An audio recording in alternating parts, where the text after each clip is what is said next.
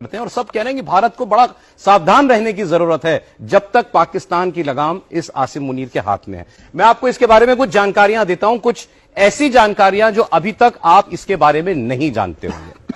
General Asim Munir का background मदरसे का है, अब ये तो सब जानते हैं।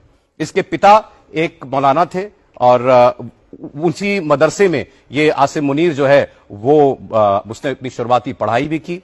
ये परंपरागत सैनिक नहीं है। 1986 में जब जियाउल हक पाकिस्तान का राष्ट्रपति था तब इसे पाकिस्तान की सेना में भर्ती किया गया और अपनी रिटायरमेंट से सिर्फ 2 दिन पहले ये चीफ बना। आपको पता होगा कि आर्मी ट्रेनिंग स्कूल के जरिए इस आसिम मुनीर की भर्ती हुई है, ना कि पाकिस्तान मिलिट्री एकेडमी के जरिए, जो कि वहां का मेन इंस्टीट्यूशन है। इसके पिता रावलपिंडी की मस्जिद में इमाम हुआ करते थे और मुनीर की शुरुआती पढ़ाई वहीं एक मदरसे में भी हुई। तो वहां से ये रेडिकलाइजेशन, पुलवामा का हमला हुआ तो ये आईएसआई का चीफ था। अब ये पाकिस्तान की मिलिट्री इंटेलिजेंस का भी डायरेक्टर रह चुका है। तो 2 खुफिया विभागों का प्रमुख रह चुका है। रेडिकल आदमी है, बहुत कट्टर सोच का है। हाफिज कुरान खुद को कहता है, जब बातें करता है तो कुरान की आयतें बार बार अपनी बातचीत में कोट किया करता है और उसी से दुनिया को पता चला कि यह आदमी बहुत खतरनाक है। अब आपको बताते हैं कि इतना खतरनाक क्यों है। क्योंकि यह समझौते पर यकीन नहीं करता, यह सिर्फ और सिर्फ लड़ाई और जंग में यकीन रखता है और भारत के साथ तो हर वक्त। आईएसआई और मिलिट्री इंटेलिजेंस का चीफ रह चुका है, जैसे मैंने आपको बताया। पुलवामा का हमला इसके आईएसआई चीफ रहते हुए ही हुआ था। तो उस लिहाज से पाकिस्तान का जितना आप समझिए कि खुफिया तंत्र है, उस पर इसकी बहुत मजबूत पकड़ है। तो यह जनरल मुनीर क्यों आज तक का सबसे खतरनाक पाकिस्तानी जनरल माना जा रहा है? He is perhaps the most dangerous army chief Pakistan has had. बिल्कुल, आपकी जो आंकलन है और आपने जितने डिटेल्स आप सबके सामने रखे, मैं उससे पूरी तरीके से सहमत हूं।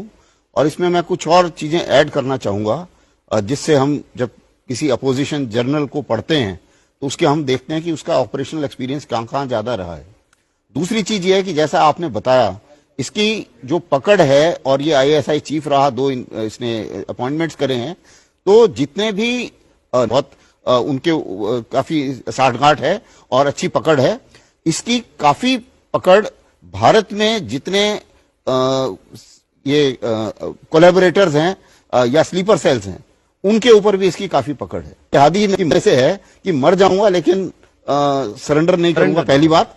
और दूसरी चीज ये है कि समझौते का कोई चक्कर नहीं है। मेरे को जो है वो ये लड़ाई जंग जारी रखनी है जब तक मैं जिंदा हूं। इसको ये सच्चाई भारत के लिए ये एक बहुत बड़ा खतरा है। इसका रहना, इसका मतलब ये है कि आपको जो पॉलिसी है पाकिस्तान की, ब्लीड इंडिया विद 1000 कट्स, इसको ये बहुत आगे ले जाएगा। इसमें कोई शक नहीं कि ये एक ऐसा जर्नल है जिसका एम है हेट इंडिया। क्या अभी ये घटनाएं बंद होने वाली है? मुझे नहीं लगता, क्योंकि ये एक पागल है। जैसे बताया, ये रेडिकलाइजेशन ज्यादा फैलाने की कोशिश कर रहा है, आतंकवादी। सर जैसा जो आप लोग, मतलब ये ऐसा आदमी है जो तबाह हो जाए, अपने देश को डुबा दे, लेकिन सरेंडर ना करे। वो सोच, उस सोच से है ये। इसलिए हमें बड़ा सतर्क रहना पड़ेगा कि ये आइंदा भी जल्दी कुछ कर सकता है। इसलिए ये बहुत डेंजरस है। आज के दिन में यूनाइटेड स्टेट्स में, वेस्ट एशिया में जितने भी हमास